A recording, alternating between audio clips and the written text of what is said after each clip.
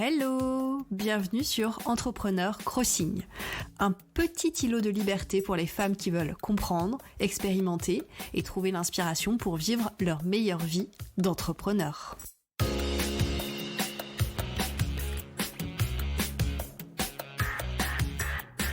Je suis Caroline Imbert et une fois par semaine, nous explorons les différentes pratiques, théories et questions qui vont t'aider à développer sereinement un business qui te ressemble. Et pour la dose d'inspiration, j'invite une fois par mois une entrepreneure à partager ses propres trucs et astuces. Allez, c'est parti pour l'épisode du jour. Bonjour, bonsoir. Je suis super contente, comme chaque semaine, de me retrouver dans tes oreilles. Et cette semaine, je vais te parler d'un sujet un peu personnel, un peu polémique. J'ai pas mal hésité avant d'écrire cet article et cet épisode de podcast, mais il est temps de parler de sujets qui peuvent potentiellement fâcher. Bon, quand je dis potentiellement fâcher, quand même, il faut rester dans une moindre mesure parce que je reste quand même très mesurée dans mes propos et quand même plutôt tolérante vis-à-vis de ce dont je vais parler. Aujourd'hui, je voulais te parler plus particulièrement de tout ce qui tourne autour de la loi de l'attraction, l'astrologie, le human design et la pensée critique. Et pourquoi je te parle de ça maintenant ? C'est parce que cet été, j'ai écouté un très grand nombre d'épisodes de podcast, d'un podcast au nom un petit peu mystérieux qui s'appelle Méta de choc. C'est un podcast qui m'a énormément plu et moi, quand quelque chose me plaît, je plonge à fond dedans. Donc, en gros, j'ai passé mon été à écouter des épisodes de Méta de choc. C'est un podcast qui parle de métacognition. Alors ok, j'avoue, le mot n'est pas le plus abordable de la Terre, et comme toi, j'imagine, quand je l'ai entendu pour la première fois, j'ai pas du tout compris de quoi il s'agissait. Mais en fait, la métacognition, c'est le fait de réfléchir sur nos propres manières de penser. Comme dit dans l'intro du podcast, et c'est une phrase qui est extrêmement pédagogique, je trouve, en gros, la métacognition, c'est comprendre pourquoi est-ce qu'on pense ce qu'on pense. Alors, comment te dire qu'en tant que passionné de psychologie, de remise en question personnelle, de décortication de mes pensées depuis à peu près toujours, c'est un sujet qui m'a vraiment appelée. Donc, comme je te l'ai dit, j'ai passé mon été avec Méta de choc vissé dans les oreilles, avec comme effet secondaire des prises de conscience sur mes croyances et mes pratiques, des bonnes remises en question comme on les aime, des questionnements. Et soyons honnêtes, ces moments sont jamais super agréables, ces moments de remise en question, mais en vrai, moi je les aime quand même, parce que généralement, quand ils surviennent, ça débouche sur de grands pas en avant dans ma vie. Donc j'accepte ces moments d'inconfort avec pas mal de bienveillance en me disant que ces moments d'inconfort vont aboutir sur des moments d'épiphanie, de prise de conscience et d'évolution. Alors je t'ai parlé de remise en question et je vais te donner dans cet épisode de podcast des exemples très concrets sur des sujets sur lesquels j'ai pas toujours de réponse à donner, mais en tout cas ce que je veux c'est amener chez toi des questionnements et peut-être éventuellement des discussions passionnées, parce que peut-être que tu ne seras pas d'accord avec ce que je vais dire, et c'est ok, et j'ai très envie d'avoir des discussions passionnées avec toi, si c'est le cas. Et donc on va commencer par parler d'une notion importante qui s'appelle le New Age.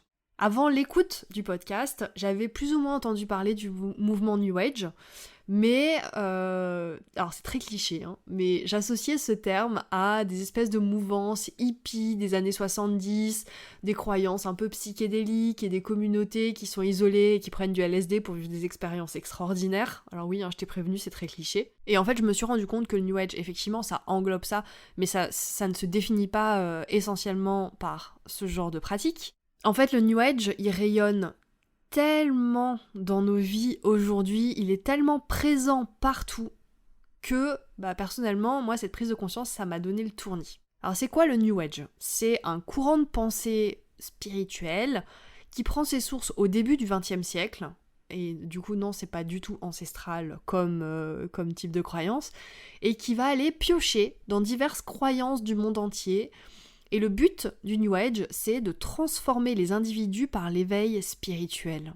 Et donc, les principes, ils reposent sur rien sur du vent, quand je dis sur du vent, c'est un peu péjoratif, mais c'est sur des croyances. En fait, ce que je veux dire quand je dis que ça repose sur du vent, c'est que les différents principes du New Age n'ont jamais été, jusqu'à maintenant, prouvés par des expériences scientifiques, et donc pour le moment, ils ne reposent que sur des croyances. Mais ça ne les empêche pas d'être repris à tort et à travers, particulièrement dans la sphère du développement personnel. Donc aujourd'hui, moi je vais te parler de quelques pratiques New Age, dont j'ai déjà plus ou moins parlé en introduction, qui sont la loi de l'attraction, l'astrologie et le design humain. Et surtout, si jamais le New Age et ses dérives t'intéressent, je t'invite à écouter le podcast Méta de Choc, ou si tu préfères Instagram, je te conseille en ressource un compte qui s'appelle Dérives spirituelles et qui propose des publications extrêmement documentées sur cette question-là. Avec le podcast, j'ai donc découvert une discipline qui permet d'exercer son esprit critique et qui s'appelle la zététique. La zététique, c'est la pratique du scepticisme. C'est le fait d'aller confronter des points de vue à des recherches rationnelles. Et donc, c'est de faire la différence entre ce qui relève de la science et ce qui relève de la croyance. Le but initial de la zététique, c'était de s'attaquer aux pseudosciences, comme l'astrologie, l'homéopathie, la psychanalyse et plus encore, pour montrer que ces pseudosciences donc n'ont aucun fondement scientifique. Et au final, la zététique, elle s'est élargie aux différentes questions de société. Et puisque la zététique, elle met en avant la méthode scientifique, il est tout à fait logique qu'elle s'appuie elle-même sur l'esprit critique, qui mêle un ensemble d'aptitudes et de dispositions permettant d'analyser, de trier et d'évaluer efficacement les informations, leurs sources et les arguments invoqués pour soutenir telle ou telle affirmation.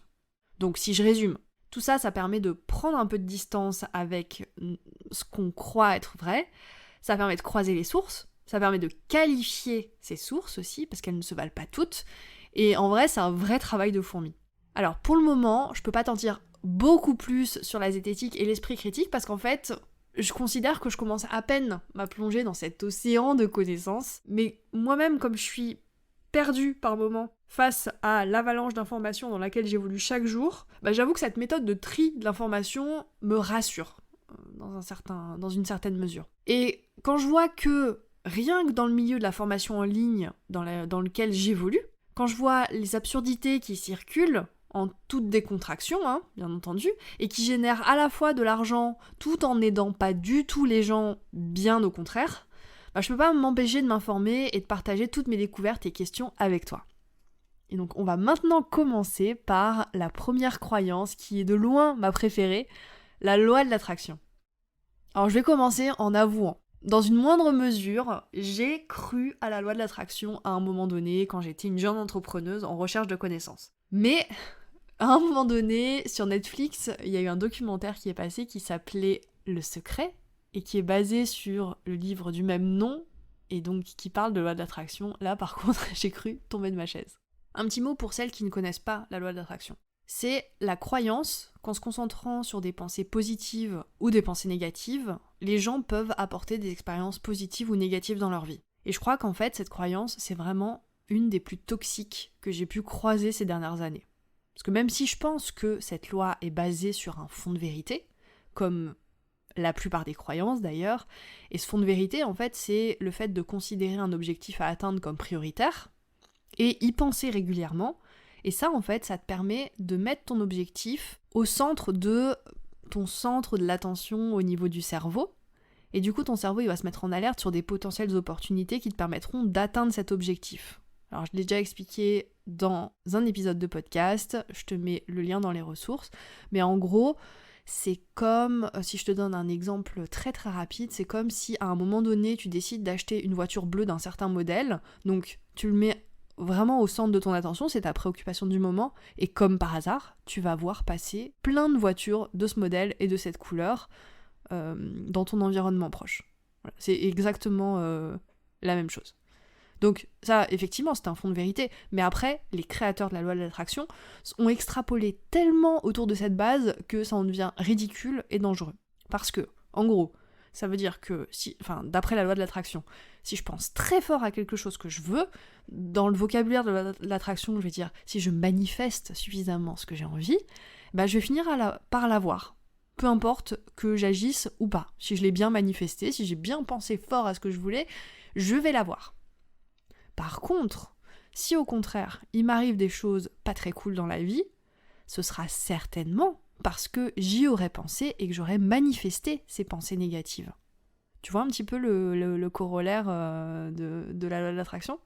Et du coup, avec ces deux exemples, tu te rends compte que, avec la loi de l'attraction, je vais rentrer dans un contrôle systématique de mes pensées. Avec, en bonus, une culpabilisation qui se déclenchera automatiquement dès que j'aurai des pensées négatives. Alors, au-delà du côté déjà toxique de ce que je viens de t'expliquer, cette loi, elle met complètement de côté l'environnement dans lequel on vit. Et cet environnement, en fait, il a des répercussions énormes sur notre manière de penser, notre manière de nous comporter et les résultats de nos actions. Parce que bien sûr, il est plus facile de prouver le succès de la loi de l'attraction quand tu es quelqu'un pour qui tout va bien, que tu es à l'aise financièrement, que tu es dans un environnement tranquille et que tu n'as pas d'entourage toxique. Ce qui me dérange vraiment avec cette croyance, et d'ailleurs c'est le cas de pas mal de croyances New Age, c'est qu'elle te fait croire que tout ce qui t'arrive dans la vie est de ton propre fait, et que toute seule, tu peux parvenir à tout régler si tu as suffisamment de volonté, bien entendu. Et ça, en fait, c'est une croyance qui est super dangereuse, parce qu'en fait, elle est complètement fausse, et ce genre de croyance peut avoir des effets dévastateurs sur ton estime de toi, puisque il va te culpabiliser si jamais t'arrive des choses négatives, alors que c'est pas forcément de ta faute, c'est peut-être aussi que tu es dans un environnement qui n'est peut-être pas propice à ton développement personnel. Donc, culpabilité, effet dévastateur sur ta capacité de jugement, et donc on te dit que tout est de ta faute ou tout est grâce à toi. Et je le répète, c'est faux. Deuxième effet pas très cool, c'est que cette loi, elle te pousse à pas du tout agir pour obtenir ce que tu souhaites. Si tu réussis pas à obtenir l'objet de tes désirs, c'est parce que tu n'as pas assez manifesté, tu n'as pas assez pensé à ton désir. Alors que mettre en place des actions qui vont te pousser à atteindre ton objectif, c'est une stratégie qui est quand même beaucoup plus payante que mettre en place des actions qui vont te pousser à mieux penser. Je pense que il vaut mieux se mettre en action plutôt que sans arrêt penser à ce qu'on veut. C'est important de penser à ce qu'on veut, c'est pour ça que moi je travaille beaucoup sur les objectifs et sur les raisons d'être. C'est une base super importante à toujours avoir en tête, mais si derrière tu n'agis pas, il y a peu de chances que des choses t'arrivent en fait. Logique. Et du coup, je me pose la question, est-ce que toi, de ton côté, tu connais la loi de l'attraction ? Est-ce que tu es une adepte de la loi de l'attraction ? Et si oui, qu'est-ce que ça t'évoque, tout ce que je viens de dire sur la loi de l'attraction ? Je suis très ouverte pour échanger avec toi sur ça, sur Instagram ou par mail. Maintenant que je t'ai parlé de la loi de l'attraction, je vais passer à un deuxième sujet, qui est l'astrologie. J'ai écouté cet été encore une longue interview d'un des spécialistes de la pensée critique liée à l'astrologie, bien entendu sur MetaChoc, et je te mets le lien dans les ressources de l'épisode. Et je rajoute que dans les ressources de cet épisode-là, il y a énormément de sources liées à ce que la personne raconte dans l'interview. Et en fait, en écoutant cette longue interview, je me suis rendu compte que l'astrologie, ça repose sur du vent, encore une fois. Parce que par exemple, moi je suis une amatrice modérée d'astrologie, je pense comme 95% de la population, j'aime bien l'astrologie, j'ai déjà regardé mon signe, mon thème astral, etc.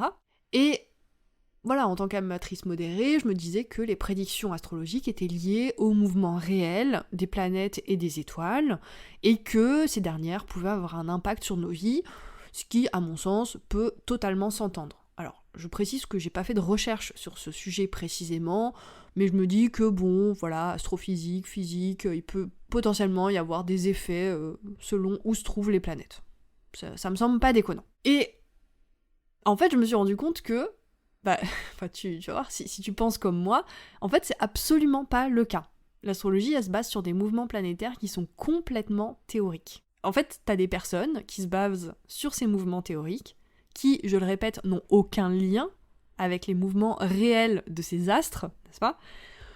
Ils se basent sur ces mouvements théoriques pour créer une pseudo-science qui est censée prédire nos comportements et pensées. Alors, je sais pas toi, mais rien que cette information, moi, ça m'a complètement refroidi par rapport à l'astrologie. Sérieusement, Qui va décider qu'un mouvement théorique de Mars, qui n'est absolument pas réel, je le répète, va avoir un impact sur mon signe ce mois-ci? Qui va décider qu'en ce moment, Mercure est en train de rétrograder, alors que c'est pas du tout le cas, et que ça va avoir un impact négatif sur nos vies? Est-ce que vraiment j'ai envie de faire confiance à ces personnes et ces prédictions qui ne sortent de... je sais pas où. Alors, oui, j'avoue, c'est plaisant quand même de regarder son horoscope, de se dire quel trait de personnalité prêté à mon signe astrologique correspond totalement à qui je suis réellement.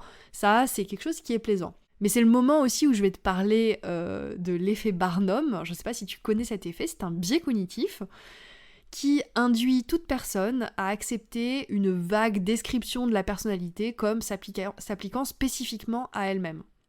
Donc en fait, c'est un biais cognitif qui, donc tu le comprends, va vraiment jouer sur l'astrologie, puisque on sait bien que par exemple quand on écoute à la radio notre prédiction astrologique du jour, on arrive plus ou moins à se retrouver dans notre signe, et en fait si on faisait l'exercice, je pense qu'on pourrait plus ou moins se retrouver dans à peu près toutes les descriptions de signes. Et du coup, l'effet Barnum, il s'applique aussi à pas mal de tests de personnalité, genre le MBTI par exemple, qui est très très décrié, parce que, spoiler alerte, il n'est absolument pas scientifiquement prouvé, encore une fois. Et c'est un effet qui est beaucoup utilisé dans les tests de personnalité. Bon, après, voilà, c'est plaisant de regarder son signe astrologique, son horoscope, etc.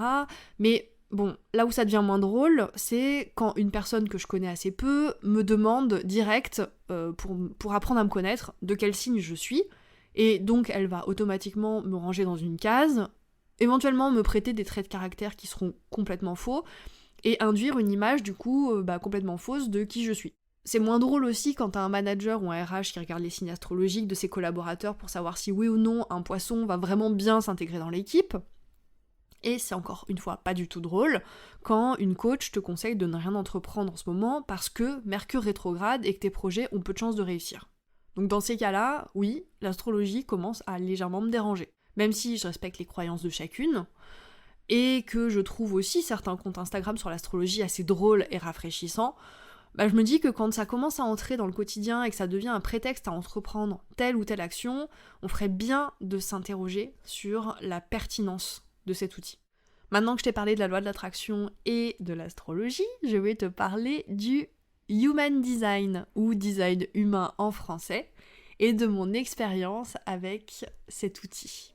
Parce que autant j'utilise très peu la loi de l'attraction et l'astrologie dans ma vie quotidienne, voire pas du tout, autant l'année dernière, j'ai eu un gros coup de cœur pour le design humain.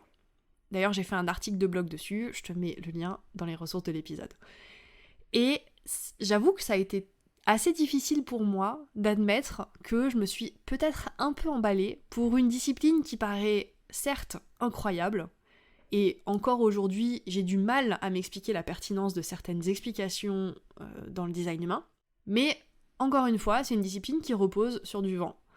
Parce qu'en fait, le design humain, c'est une espèce de réunion de plusieurs autres disciplines comme l'astrologie, donc on a vu que c'était bidon, les centres du chakra, qui sont bidons aussi, enfin en tout cas tant qu'ils seront pas prouvés scientifiquement, il y a l'énéagramme dedans aussi, qui est bidon, et soi-disant, il y a des notions d'astrophysique dans le design humain. Alors ça, du coup, je vais pas dire que c'est bidon, puisque l'astrophysique c'est quand même une science, mais si on part du principe que le positionnement des planètes est le même que celui de l'astrologie, alors l'astrophysique, elle n'a aucune place dans la théorie du human design.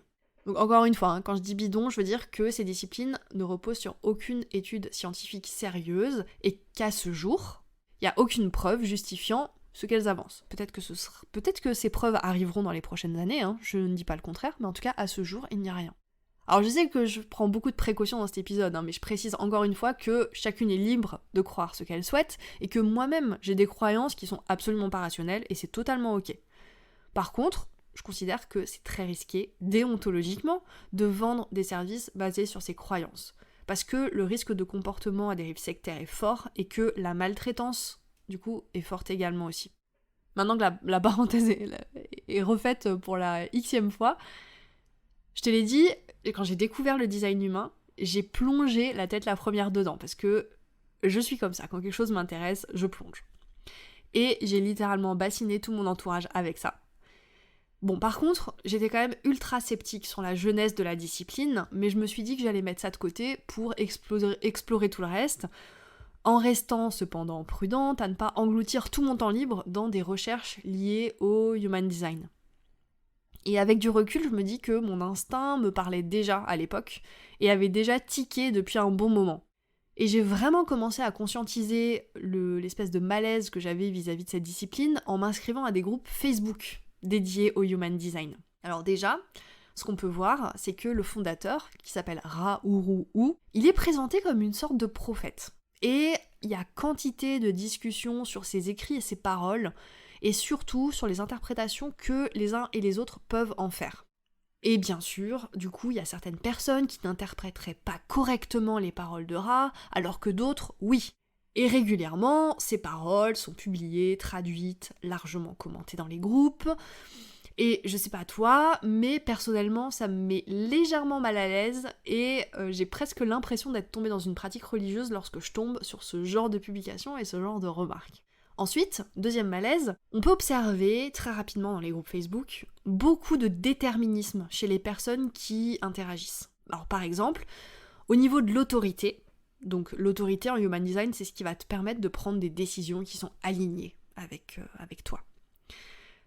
Prenons un exemple, si j'ai une autorité sacrale, alors ça signifie que quand je dois prendre une décision, j'ai une espèce de réaction viscérale et immédiate qui se manifeste immédiatement.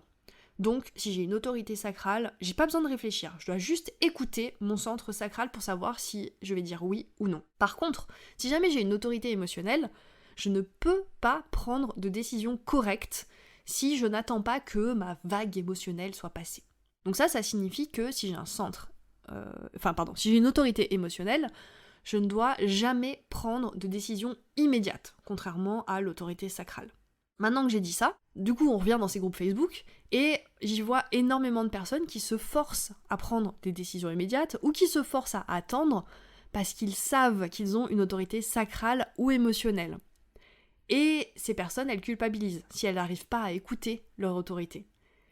Étant moi-même dans un cas particulier, moi j'ai une autorité environnementale selon le Human Design, et je t'avoue que je me suis beaucoup questionnée sur son fonctionnement et que j'ai moi-même un peu culpabilisé de ne pas comprendre comment elle fonctionne réellement, parce qu'elle est assez compliquée celle-là. Je te donne un autre exemple. En Human Design, moi je suis du type projecteur. Donc ça signifie qu'avant d'entamer toute action importante, je dois attendre l'invitation de quelqu'un d'autre. En gros, je ne peux pas entamer une action qui serait correcte avec moi-même ou prendre une décision correcte si j'ai pas été invitée par quelqu'un d'autre. C'est pas à moi d'initier dans ce monde. Et donc, forcément, je suis en contact avec beaucoup d'autres personnes qui sont également projecteurs, puisque je me suis inscrite à des groupes spéciaux. Et ces personnes, elles attendent un signe provenant de quelqu'un d'autre, inlassablement souvent, avant d'entreprendre la moindre action importante pour leur business ou leur vie personnelle. Et d'ailleurs, ça m'est arrivé cette année. Je me suis vraiment beaucoup questionnée sur la sortie de mon podcast. Est-ce que je devais le créer ou pas ? Est-ce que ça allait fonctionner si je recevais pas d'invitation ? Et en vrai, ça m'a fait retarder mon projet. Mais j'ai fini par me dire que ça suffisait, j'allais pas non plus me faire dicter mes actes par le Human Design, et j'ai fini par écouter mes tripes, ce qui est une très mauvaise décision en tant que projecteur mental, hein, on s'entend bien. Et j'ai quand même lancé mon podcast. Et là, je suis sur le point de lancer ma formation, et franchement, pour le moment, tout va très bien, je te rassure. Mais là où je voulais en venir, c'est que je vois beaucoup de monde utiliser son design pour prendre des décisions, justifier un comportement, se mettre dans une case, et je trouve ça dérangeant. Parce que de mon point de vue, ça permet de se cacher derrière des théories pour justifier son comportement et les résultats de ses actes, et ça, c'est jamais très sain. Dernier gros malaise dans les groupes Facebook dédiés au Human Design, un jour, j'ai décidé de poster un message, il y a quelques mois, pour demander s'il existait des expériences scientifiques qui venaient prouver les explications avancées par le Human Design. Parce que j'étais à fond dans mon écoute du podcast MetaChoc et je commençais à me poser quelques questions. Et j'ai reçu une réponse de la part d'une modératrice du groupe. Donc elle est là depuis le début du groupe, elle utilise le Human Design au cœur de sa pratique professionnelle depuis de nombreuses années, et sa réponse m'a clairement fait penser aux arguments qu'avancent les croyants, les croyants un peu hardcore de tous horizons. En fait, elle me disait qu'elle voyait pas comment mettre en place un protocole scientifique qui tienne la route pour prouver toutes les assertions du Human Design, et que de toute façon, toutes ces années d'expérience lui avaient bien prouvé que le Human Design, ça fonctionne. Et donc, elle a placé son expérience personnelle au-dessus des preuves scientifiques. Et là, il y a vraiment quelque chose de super important si jamais tu veux commencer à t'initier à l'esprit critique. Et donc si je peux te donner un conseil, c'est que lorsqu'une personne tient ce genre de discours, tu peux te questionner sur l'objectivité de sa démarche. De manière générale, il est quand même sage de considérer que l'expérience personnelle ne constitue pas une preuve, et du coup l'expérience personnelle ne prime pas sur les expériences scientifiques. Ça, c'est vraiment quelque chose qui peut te mettre la puce à l'oreille quand on t'avance des arguments. De dire, oui, mais avec moi ça marche, avec mon expérience ça a fonctionné. Ok, c'est très bien, mais c'est pas une preuve. Maintenant que je t'ai parlé de loi de l'attraction, d'astrologie, du Human Design, je vais continuer avec, mes questionnements. On va conclure cet épisode là-dessus. Donc tout ça m'a amené à me questionner sur le développement de mon business de formation en ligne et d'accompagnement des entrepreneuses. Parce que, pour ce business, j'évolue dans la sphère des infopreneurs. Donc ce sont les entrepreneurs en ligne qui proposent des formations. Et c'est une sphère qui est occupée par de nombreuses croyances, comme celle que je viens de te décrire. Alors il y en a bien d'autres qui circulent. Et comme j'ai précisé, moi aussi j'ai certaines de ces croyances, bien entendu. Elles sont pas rationnelles, elles sont pas prouvées par la science. Mais je considère que c'est tout à fait ok à partir du moment où j'en ai conscience, que je vois les répercussions que ça peut avoir, et que je choisis de croire tout de même. Et surtout, si jamais je te parle un jour de ces croyances, je le préciserai, que c'est pas prouvé, que c'est une croyance que j'ai, et je t'inviterai à faire tes propres recherches pour te faire ton propre point de vue sur la question. Et là où ça devient vraiment problématique, ces croyances, c'est quand tout ça devient un business qui va profiter des peurs de certaines personnes et qui ne va rien leur apporter de bon. Et en fait, c'est hyper facile de monter des business basés sur des croyances New Age, parce que une des plus grandes forces des croyances New Age, c'est qu'elles te proposent des solutions rapides à tes problèmes. À chaque fois, on te dit, voilà, je vais t'expliquer comment tu fonctionnes, je vais te proposer des solutions, et ça va être facile et ça va être rapide. Donc déjà, dès qu'on te dit ça, ça devrait allumer une petite ampoule dans ta tête pour dire, ah tiens, je vais peut-être me renseigner un petit peu plus sur les méthodes de cette personne. Parce que c'est sûr, c'est beaucoup plus rapide d'aller regarder son thème astral que d'aller chez une psychologue ou un psychiatre pour se comprendre et travailler sur soi, par exemple. Après, je dis pas, moi aussi j'ai déjà succombé à ce genre de croyances et à ce genre de discours, et c'est tout à fait humain d'aller à la rapidité, à la facilité quand on a un problème. Parce que on n'a pas tout le temps envie, ni la force, ni la motivation de passer par des chemins un peu sinueux et longs. Des fois, on a juste envie d'aller mieux rapidement. Par contre, quand on commence à générer du chiffre d'affaires en exploitant les faiblesses et les peurs de son audience, et en proposant des solutions potentiellement dangereuses, je trouve ça ultra problématique. Sachant tout ça, j'ai bien entendu remis totalement en question mon business d'accompagnement et de formation des entrepreneuses, parce que je me suis dit, mais j'ai pas du tout envie de devenir un gourou, j'ai pas envie de proposer des solutions de facilité, et j'ai pas envie d'exploiter des personnes qui me feraient confiance. Puis j'ai pas mal réfléchi là-dessus, j'ai discuté avec pas mal de personnes de mon entourage, et je me suis rendu compte que quand même mes méthodes n'étaient pas basées sur des croyances et que je me mettais des garde-fous qui pouvaient me permettre de pas tomber dans ces travers de croyances New Age.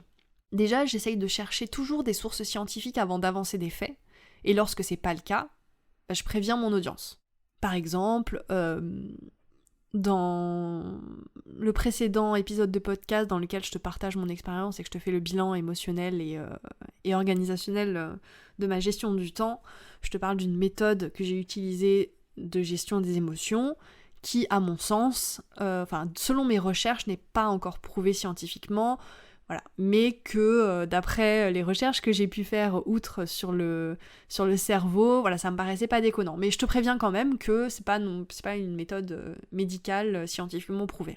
Ensuite, je me renseigne beaucoup sur la psychologie sociale et le fonctionnement du cerveau. Je commence aussi à me renseigner sur la zététique, sur les pratiques New Age, et justement ça c'est pour prendre du recul aussi par rapport à ma pratique. J'essaye d'en discuter beaucoup aussi avec mes amies entrepreneuses ou d'autres personnes pour prendre du recul, avoir des regards extérieurs et toujours avoir une vision plus ou moins objective, même si c'est impossible d'avoir une vision 100% objective, mais sur cette pratique. Ensuite, je propose des méthodes qui sont absolument pas miracles. Ça nécessite du travail du côté de mes clientes, ça nécessite du temps, et ça ne marche pas sur tout le monde, et j'annonce tout ça sans aucune ambiguïté.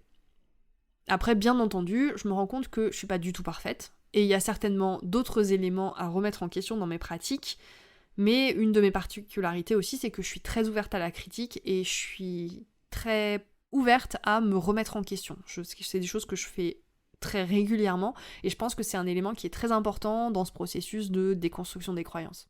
Et c'est le moment où je termine cet épisode de podcast sur ces quelques réflexions, et je te laisse aussi avec les tiennes. Et j'aimerais beaucoup échanger avec toi sur le sujet, que tu adhères à ce que je viens d'avancer ou pas du tout. Donc dis-moi tout sur Instagram en message privé ou par mail, où on peut aussi prendre rendez-vous pour en discuter de vive voix, ce serait vraiment avec grand plaisir.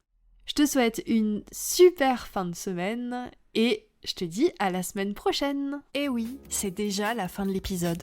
Mais je profite de ces quelques secondes pour t'envoyer toute ma gratitude et te dire que si tu souhaites soutenir ce podcast, tu peux, en plus de l'écouter chaque semaine, prendre 2 minutes pour me mettre 5 étoiles sur ta plateforme d'écoute et me dire en commentaire ce que ce podcast t'apporte.